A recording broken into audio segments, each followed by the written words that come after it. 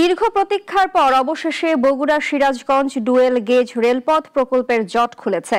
বাস্তবায়িত হলে ঢাকার সঙ্গে উত্তর পশ্চিমাঞ্চলে সরাসরি রেল যোগাযোগ স্থাপিত হবে। কিন্তু অর্থায়ন বন্ধ আর নতুন ঋণ নিয়ে চুক্তি না হওয়ায় প্রকল্প শেষ হওয়া নিয়ে তৈরি হয়েছে অনিশ্চয়তা। জুবাইল হোসেনের রিপোর্ট, জানাচ্ছেন ইশরাত জাহান। বগুড়া সিরাজগঞ্জ ডুয়েল গেজ রেলপথ প্রকল্প ঘিরে নতুন করে রাজনৈতিক ও অর্থনৈতিক সমীকরণ তৈরি হয়েছে। ভারতের অর্থায়ন বন্ধের পর ঋণ চুক্তি এগোয়নি, এতে স্বপ্ন বাস্তবায়ন হয়ে উঠেছে অনিশ্চিত। প্রায় এক শতাব্দী ধরে সরাসরি রেল সংযোগের অপেক্ষায় বগুড়া সিরাজগঞ্জবাসী।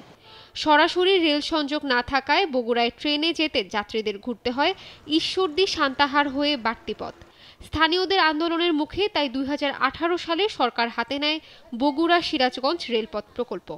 আমরা সিরাজগঞ্জবাসীর দাবি যেন আমাদের শহরের সঙ্গে এই যে সিরাজগঞ্জ রায়পুর বাস স্টেশন যেটাকে বলা হয়, সিরাজগঞ্জ রায়পুর স্টেশনের সঙ্গে এই যে জনসংযোগটি করা হয়, সেই ক্ষেত্রে আমাদের সিরাজগঞ্জে ইকোনমিক জোন রয়েছে, শিল্প পার্ক হয়েছে, এগুলো থেকে যে মালামাল যাতায়াত করবে আমাদের সিরাজগঞ্জবাসীর জন্য, এগুলো নিয়ে দিনের মধ্যে যে আবার ফিরে আসতে পারবে। এই জন্য আমরা বিনীত অনুরোধ করছি সরকারকে, এবং সরকারের এই যে উদ্যোগ এটিকে আমরা সাধুবাদ জানাই। সম্প্রতি প্রকল্পের 960 একর জমি অধিগ্রহণের কাজ করা হয়েছে। প্রায় 2000 কোটি টাকা বরাদ্দ দিয়েছে সরকার।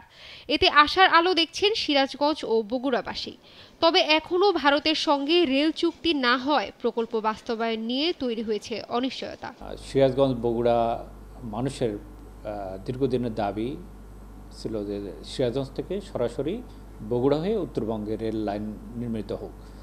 সেই প্রেক্ষাপটে বর্তমান সরকার নতুন রেল লাইন নির্মাণের উদ্যোগ গ্রহণ করেছেন।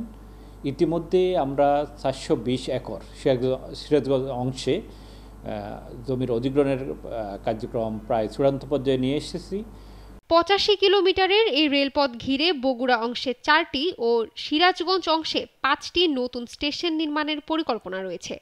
জংশন হবে সিরাজগঞ্জ সদরে।